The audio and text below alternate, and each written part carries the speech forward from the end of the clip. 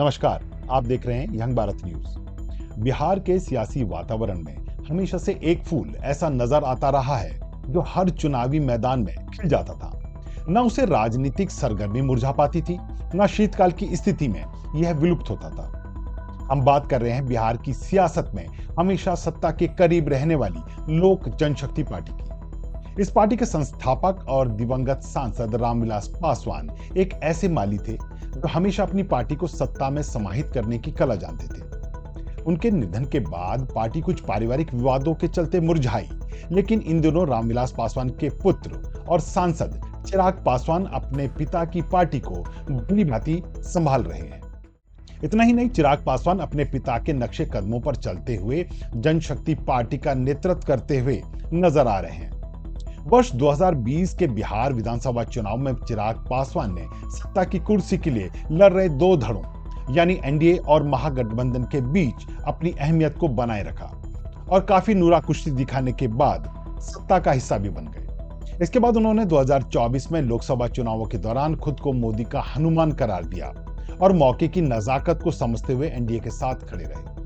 लेकिन अब 2025 के विधानसभा चुनावों की सुगबुगाहट के साथ ही उनके सुर बदले बदले नजर आ रहे हैं। एनडीए के साथ भी और एनडीए के बाद भी कुछ इस रणनीति को अपनाते हुए पिछले दिनों चिराग पासवान ने आरा में हुई एक नव संकल्प महासभा में एक बड़ा ऐलान कर दिया।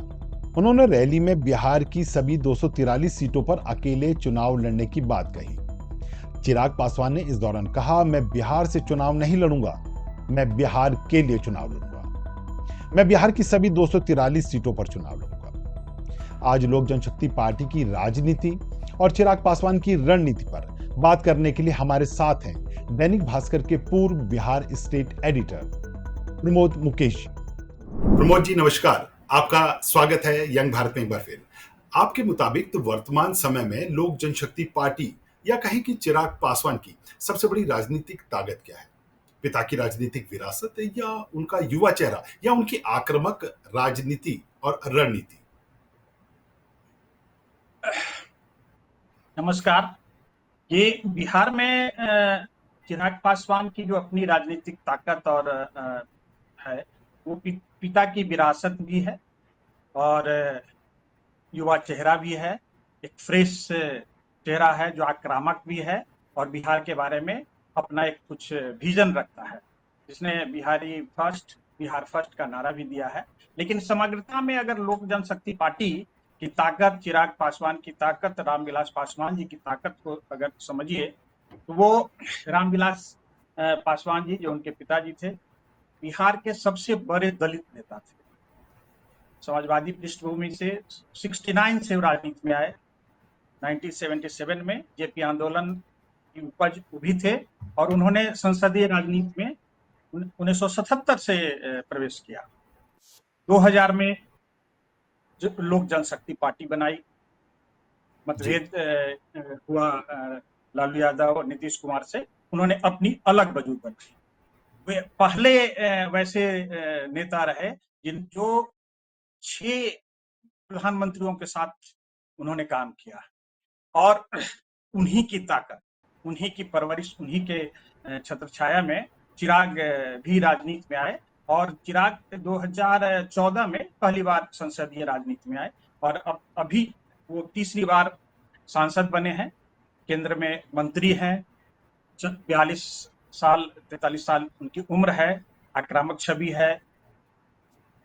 दलितों में तो बहुत बड़ी पैठ है ही, लेकिन उनकी समग्रता अन्य जगहों पे भी, अन्य जातियों में भी है और वो एक आक्रामक चेहरा के रूप में बिहार की राजनीति में है। बिहार की राजनीति में चिराग कहीं ना कहीं एक मजबूत कड़ी बन के नजर तो आए हैं, लेकिन चिराग ने आगामी 2025 के विधानसभा चुनावों को लेकर एक 243 सीटों पर अपने उम्मीदवार उतारने का ऐलान किया है। क्या इसमें कोई व्यवहारिकता नजर आती है या ये सिर्फ दबाव की राजनीति के तहत आया एक बयान है? नहीं, ये चिराग पासवान को अगर 2025 के इलेक्शन से पहले 2020 के विधानसभा चुनाव इलेक्शन को अगर आप समझिए तो उसमें भी वो एनडीए के साथ रह के भी अलग होके चुनाव उन्होंने लड़ा था। 137 सीटों पे आक्रामक ढंग से उन्होंने चुनाव लड़ा लेकिन उनको उतनी सफलता मिली नहीं, मात्र एक सीट पे जी सफलता मिली। लेकिन उसमें उनका उद्देश्य जदयू से वो सीधी सीधी टक्कर ले रहे थे और भाजपा के से फ्रेंडली उनका फाइट था। लेकिन वो खामियाजा जी खामियाजा ये हुआ कि अपने उन्होंने आक्रामक नेता की तो पहचान बनाई, 5.6% वोट भी लाया, लेकिन पॉलिटिकल अगर आउटकम समझे तो सिर्फ एक विधायक जीता, और वो भी विधायक जो कल कुछ दिन बाद जदयू में शामिल हो गया, तो वो आक्रामक छवि थी।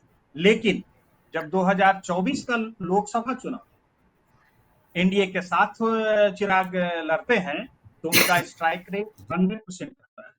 उन्हें 5 सीट मिली और पांचों सीट पे लोजपा की जीत हुई।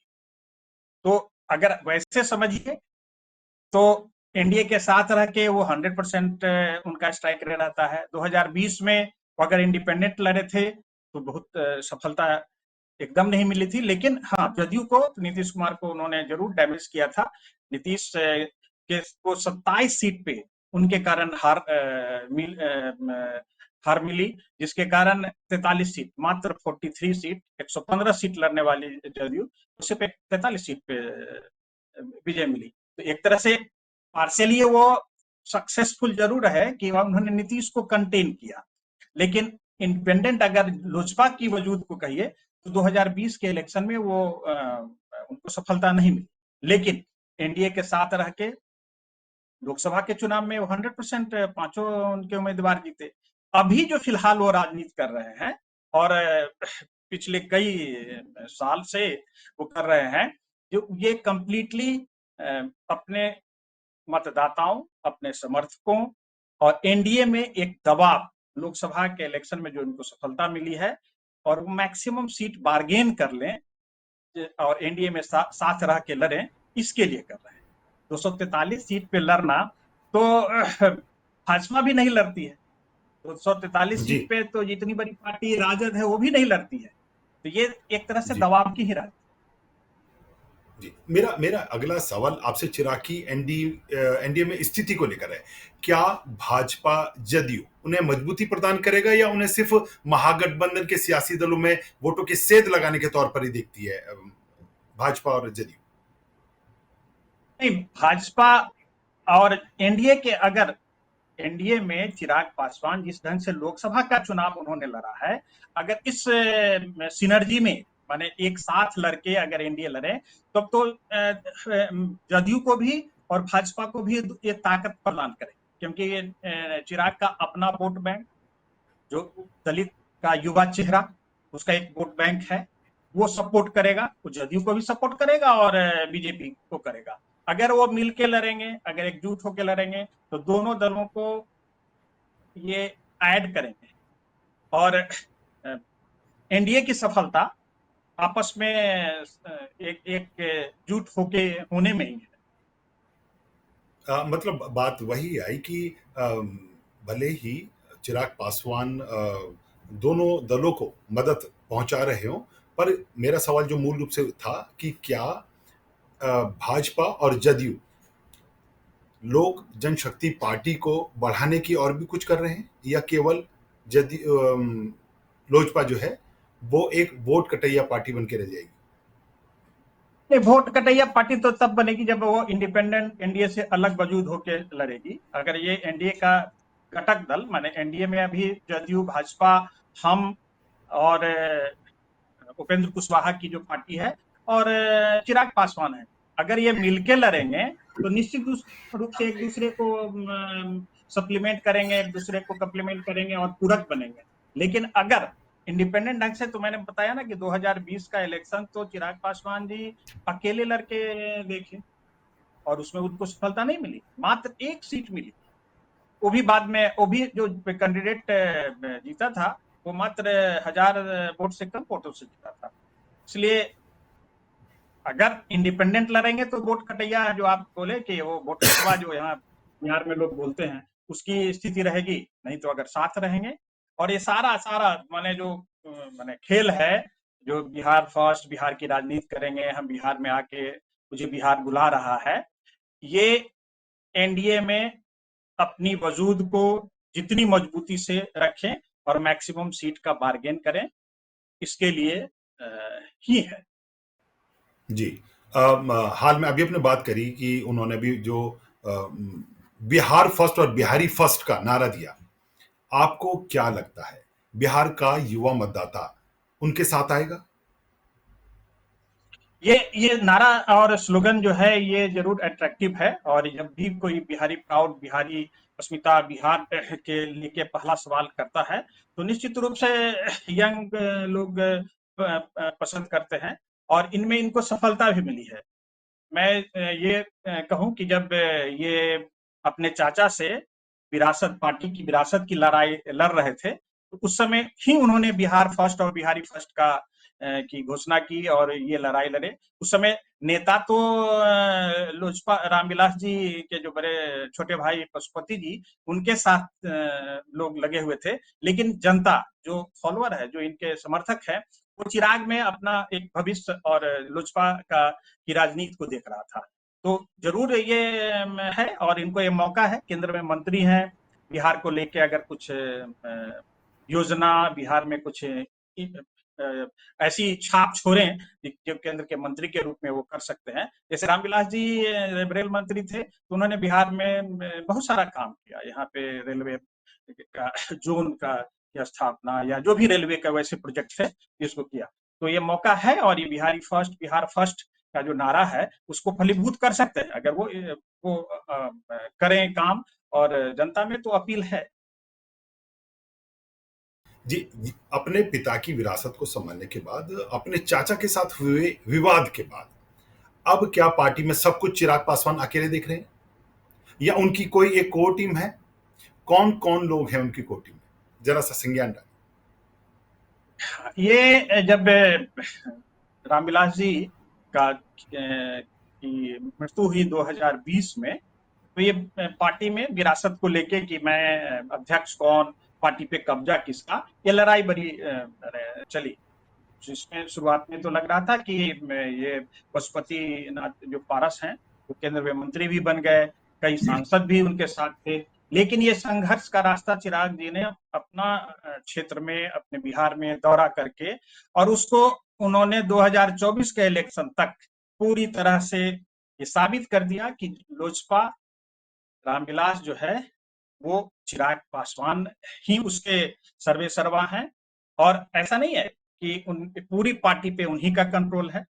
संसद बिहार की जो राज्य इकाई है उसमें राजू तिवारी हैं जो अध्यक्ष हैं, संसदीय बिहार की जो संसदीय बोर्ड है उसमें हुलास पांडे हैं, ये तमक, और जो पांचों सांसद हैं उसमें जैसे बीना सिंह वैशाली की हैं, राजेश वर्मा खगड़िया के हैं, एक तो इनके बहनोई ही हैं जो जमुई से हैं, और खुद जब ये सांसद हाजीपुर से हैं। तो ये कब्जा और पार्टी में कमोबेश एकदम इन्हीं का कंट्रोल है, और ये सबको लेके, ऐसा नहीं कि सिर्फ दलित चेहरा, ये अन्य जातियों में, अन्य जातियों में भी इनकी अपील है। और लोजपा में वैसी पार्टी है जहां पे सभी का वोट परसेंटेज इतना बड़ा नहीं है, लेकिन सभी जाति के लोग, इवन मुस्लिम भी में पैठ है। रामविलास जी की अपील मुस्लिम में थी, तो चिराग का भी है उसमें। जी। अभी आपने बात बोली कि उनके चाचा के जो साथ के लोग थे या जो पुराने नेता थे, वो एक बार दोबारा से साथ आ गए हैं। अब उनके चाचा के साथ या रामविलास पासवान जी के साथ के जो पुराने लोग थे, वो जो अब चिराग के साथ हैं, और चिराग के साथ नई युवा शक्ति जो नए उनके साथ के जो लीडर थे, इन दोनों के बीच में क्या तालमेल बहुत आसानी से बन पा रहा है? क्योंकि ऐसी बहुत सारी चीजें कांग्रेस में भी देखी गई, जहां बहुत वरिष्ठ नेता और जो युवा ब्रिगेड आई थी, उन दोनों के बीच में सामंजस्य बनने में थोड़ी परेशानी थी। तो क्या लोक जनशक्ति पार्टी की उसमें कोई ऐसी स्थिति है?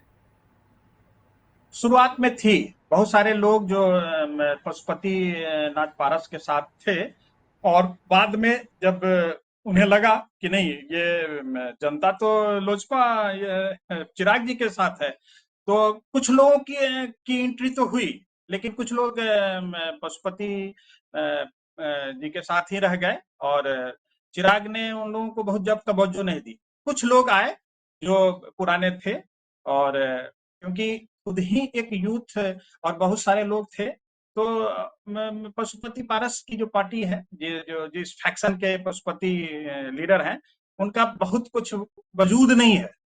उनकी मैंने जब जनता ही नहीं है, उनके सपोर्टर ही नहीं है, क्योंकि जी राजनीतिक बारिश के रूप में चिराग पासवान ही रामविलास के स्थापित, और लोजपा, असली लोजपा चिराग की पार्टी का है। इसलिए जो भी कैडर है तो सब चिराग के साथ है, उनके साथ कुछ लोग हैं। जी, रामविलास पासवान जी जो थे वो दलितों, बिहार में दलितों के एक अच्छे बड़े नेता के तौर पर स्थापित हुए। अब चिराग की राजनीति क्या सिर्फ दलित वोट बैंक तक सीमित है या अन्य जाति के लोग भी उन्हें पसंद करते हैं? आने वाले चुनावों में उनके साथ और जातियों के लोग भी नजर आएंगे, युवा शक्ति। हाँ, निश्चित रूप से। ये सिर्फ अगर कोई भी दल अगर सिर्फ एक जाति की राजनीति करेंगे तो हो सकता है उस जाति में उनकी थोड़ी महत्ता बढ़े। रामविलास की भी स्वीकार्यता, रामविलास जी की स्वीकार्यता सिर्फ दलित और अपने जाति में ही नहीं थी। उनकी स्वीकार्यता एक बड़े पहले तो वो समाजवादी नेता के रूप में स्थापित थे, बाद में उन्हें मैंने लोग ने बांट दिया कि दलित नेता, लेकिन रामविलास एक बड़े समाजवादी नेता थे। वो अगर वैसा जो 1977 से लेके 2020 तक ये इतनी बड़ी संसदीय यात्रा में 6 प्रधानमंत्रियों के साथ काम करने वाला और राजनीतिक समझ सबसे पूरे बिहार में उन्हें कहा जाता था। उस हिसाब से चिराग की परवरिश कंप्लीटली सिर्फ दलित नहीं, एकदम पढ़े लिखे युवा नेता की है, और इनकी पैठ हर जाति समाज में है। ये अगर समग्रता में ये सिर्फ दलितों के नेता नहीं। जी 2020 की बात करें तो जब 2020 में चुनाव हुए थे उस दौरान लोक जनशक्ति पार्टी और चिराग पासवान तब की उनकी रणनीति और राजनीति और आज अगले साल होने वाले इस साल में होने वाले विधानसभा चुनावों को लेकर उनकी राजनीति और रणनीति दोनों में पिछले 5 सालों में कितना अंतर आया? मैंने बताया 2020 का जो विधानसभा का चुनाव था, हो सकता है उस समय की जो परिस्थिति थी और जो मीडिया में हम लोग कवर करते थे, रामविलास लोजपा चिराग पासवान जी जदयू से काफी नाराज थे, क्योंकि उनको लगता था कि जदयू ने उनके पिताजी के साथ गलत किया, और ये मन में जो भाव था कि मुझे भाजपा के साथ तो रहना है, लेकिन हमको जदयू के साथ नहीं रहना है। और इसी कारण वो 137 सीट पे लड़े। मैंने जहां जहां 115 सीट पे जदयू चुनाव जदयू चुनाव लड़ रहा था, वहां पे उन्होंने अपनी पार्टी के उम्मीदवार को खड़ा किया, और कहीं कहीं भाजपा को। तो उस समय ये उद्देश्य था कि मैं न जीतूं, लेकिन मैं जदयू को डैमेज करूं। लेकिन इस बार वो, क्योंकि 2024 के लोकसभा इलेक्शन से उनको जो सीख मिली है कि अगर साथ रहेंगे 100% और बार्गेन भी करेंगे और स्ट्रांगली जदयू के साथ, ये एनडीए के साथ रहे, इसलिए वो जो अभी तक की समझ है कि 2020 में वो जिस पर्पस से वो इलेक्शन लड़ रहे थे उसमें वो सफल हुए थे, उन्होंने जदयू को कमजोर किया। उस समय ही वो बोलते थे कि मैं प्रधानमंत्री का हनुमान हूँ। प्रधानमंत्री की तरफ से ये नहीं कहा गया कि मेरा हनुमान है, लेकिन ये कहते थे कि मैं प्रधानमंत्री का हनुमान हूँ। कंफ्यूजन हुआ कि जदयू में ये जदयू वालों को लगता था कि ये भाजपा की तरफ से ही तो नहीं खड़ा किए गए हैं, और भाजपा ही तो मुझे नहीं डैमेज कर रही है। लेकिन जो भी हो, जो अगर क्या अंडरस्टैंडिंग था इनका, लेकिन उसमें पॉलिटिकली इनको गेन तो हुआ नहीं। अगर हम 137 सीट पे लड़े और मुझे एक सीट में विजयी हो, ठीक है, 5% वोट आया, 6% वोट आया, लेकिन वैसे पॉलिटिकली मुझे क्या लाभ मिला? लेकिन 2024 के लोकसभा में इनको 100% सफलता मिली। तो 2025 का जो इलेक्शन होगा, ये एनडीए के साथ में, जो मेरा अनुमान है कि एनडीए के साथ रहेंगे। अभी पूरी बार्गेन, और इन्होंने लर्निंग भी लिया है, और थोड़ा आक्रामक चेहरा भी है, मंत्री भी हैं अभी, और ये एनडीए के साथ रहेंगे और बार्गेन करेंगे कि मुझे मैक्सिमम सीट जो मिले और सफल हो। जी। अ, आज से एक दशक पहले की बात करें तो बिहार की राजनीति में जो बड़े नाम थे वो भाजपा से सुशील मोदी, जदयू से नीतीश कुमार, लालू प्रसाद यादव, रामविलास पासवान, ये बड़े नाम थे। अब राजनीति इनकी नई पीढ़ी कर रही है। इस नई पीढ़ी में एक नया नाम और जुड़ा, जन स्वराज पार्टी के संस्थापक प्रशांत किशोर की। अब मैं एक नया सवाल आपसे करता हूं कि पिछले एक 5 सालों के दौरान में राजनीति का जो चलन है और राजनीति में जो राजनेता हैं वो थोड़े बदल बदल कर आ गए हैं। अभी हाल में जन स्वराज पार्टी के संस्थापक जो हैं प्रशांत किशोर, उन्होंने एक रैली में बयान दिया कि मैं मुख्यमंत्री बनने नहीं आया, मैं बिहार को बदलने के लिए आया हूं। दूसरी बात करें कि बिहार के दूसरे युवा चेहरे तेजस्वी की बात करें तो वो सत्ता के लिए चुनाव लड़ रहे हैं। ऐसे में चिराग पासवान की मनोदशा क्या है? क्या वे बिहार की सीएम कुर्सी पर नजर डाल रहे हैं या वो केंद्र में बड़े ओहदे के लिए वही दबाव की राजनीति के तहत सब कुछ बयानबाजी कर रहे हैं? देखिए, इसको ऐसे समझिए कि बिहार में जो 3 बड़े नेता थे समाजवादी पृष्ठभूमि के, रामविलास पासवान जी। सबसे बड़े थे। वो 69 में एमएलए बने थे, नीतीश कुमार और लालू प्रसाद यादव। रामविलास जी नहीं रहे, उनकी पार्टी है, उनकी जो पीढ़ी विरासत में पुत्र हैं जो चिराग पासवान के रूप में। नीतीश जी वो परिवारवाद में कतई भरोसा नहीं करते। उनकी यूएसपी है अपनी पॉलिटिकल कि आज तक उन्होंने किसी भी अपने परिवार के लोगों को राजनीति में नहीं तवज्जो दी, न किसी को टिकट दिलाया। उनके पुत्र हैं लेकिन वो राजनीति में नहीं है। और लालू प्रसाद जी ने तो अपने बेटे को अपना उत्तराधिकारी विरासत सौंपा, डिप्टी सीएम बनाया और आज राजद का पूरा कमान तेजस्वी के हाथ में है।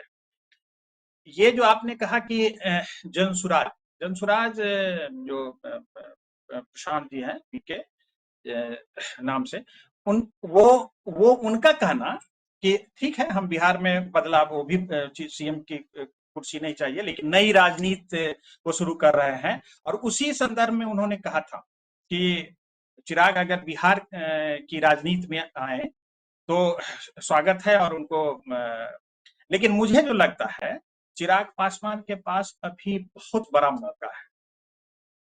अभी उम्र है, केंद्र में वो केंद्रीय मंत्री हैं, इससे बड़ा क्या मिलेगा, या तो उससे बड़ा तो प्रधानमंत्री का पद होता है। तो उनकी पूरी दृष्टि बिहार की राजनीति पे है और बिहार केंद्रित वो भविष्य में अगर अभी भी नहीं 2025 के इलेक्शन में उतना केंद्रित नहीं हो तो 2030 में करें, क्योंकि बिहार में जो जो नई पीढ़ी की जो राजनीति और राजनेता है उसमें चिराग एक जरूर उभरता हुआ चेहरा है और उनकी प्रतिद्वंदिता निश्चित रूप से नई पीढ़ी के, या जनसुराज वाले हो उनसे हो या तेजस्वी से हो।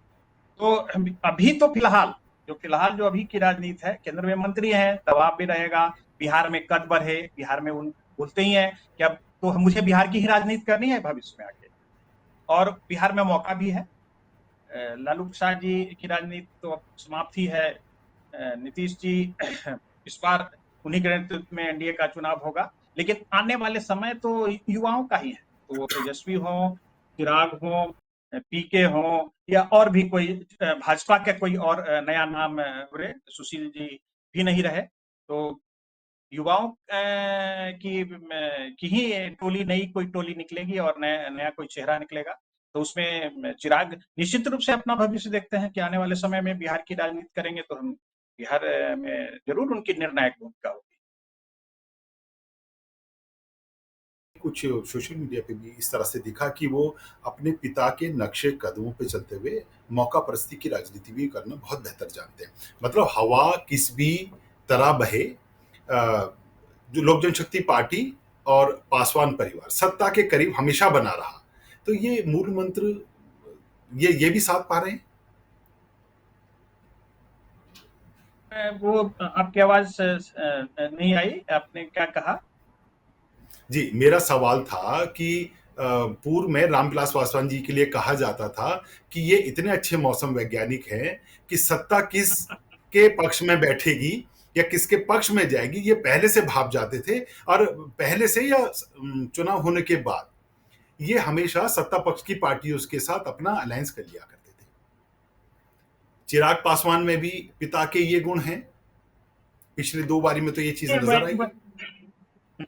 नहीं, ऐसा नहीं है। अगर ऐसा रहता तो जब पार्टी में विरासत की लड़ाई चल रही थी तो पशुपति पारस तो केंद्र में मंत्री बने हुए थे और ये चिराग संघर्ष कर रहे थे पार्टी में। उस समय तो सारे जो एमपी और लोग सब पशुपति पारस के साथ थे। लेकिन ये इस मामले में जरूर है कि जनता का नब्ज जो है ये पहचानते हैं, इसलिए संघर्ष कर रहे थे। और पार्टी भी, एनडीए भी कमोबेश इस बात को जानती थी कि फाइनली तो यही है, माने रामविलास के सही उत्तराधिकारी और इन पार्टी पे पकड़, और इसमें उन्होंने साबित किया। मौसम विज्ञानी नहीं कह सकते हैं कि रामविलास जी तो इस मामले में बहुत मैच्योर्ड, और उनका उनका इक्वेशन या कहिए कैलकुलेशन कि किससे गठबंधन करना है, किससे अलायंस करना है, किसके साथ जाना है, वो जरूर सटीक बैठा। और सब लोग कहते थे कि वो सबसे बड़े मौसम विज्ञानी हैं। लेकिन जी। ये चिराग की राजनीति तो संघर्ष वाली है। अगर पर 14 पर में पर पर मैं बीच माफ कीजिएगा, मैं आपको टोक रहा हूं। अभी हाल में जैसे चिराग पासवान ने अपना स्टेटमेंट दिया कि 243 सीटों पर हम उतरेंगे। अभी लोकसभा चुनावों में ही 2024 में वो अब खुद को मोदी जी का हनुमान खुद को बता रहे थे। तो ऐसा क्या हो गया कि हनुमान जी अपनी अलग धारा पकड़ रहे हैं, 243 सीटों पर अकेले चुनाव लड़ने की बातें कह रहे हैं? तो ये कहीं ना कहीं मौसम विशेषज्ञ बनने की राह पे कोई कदम तो नहीं है? नहीं, वैसा नहीं कहिए। ये पूरी तरह से राजनीति दबाव की है। एनडीए में दबाव से मुझे मैक्सिमम सीट मिले, क्योंकि इनके पास जो लोग हैं, जो सपोर्टर हैं, उनकी भी तो महत्वाकांक्षा जी। है ना कि हम एमएलए का चुनाव लड़ें। हमको पार्टी का क्या सपना है कि अभी क्षेत्रीय पार्टी है, हम नेशनल पार्टी बने तो ज्यादा से ज्यादा जी। सीट पे लड़े। और ये कंप्लीटली दबाव है, ये दबाव की राजनीति है। ये हो सकता है जब वरीय नेताओं से, मोदी जी से या अमित शाह या नड्डा जी से बात हो जाएगी तो फिर अपना स्वर भी बदल देंगे। बहरहाल आने वाले समय में चिराग पासवान अपना राजनीतिक और रणनीतिक रुख क्या रखते हैं, ये सबके सामने आ ही जाएगा। प्रमोद जी, एक बार फिर आपका बहुत बहुत शुक्रिया।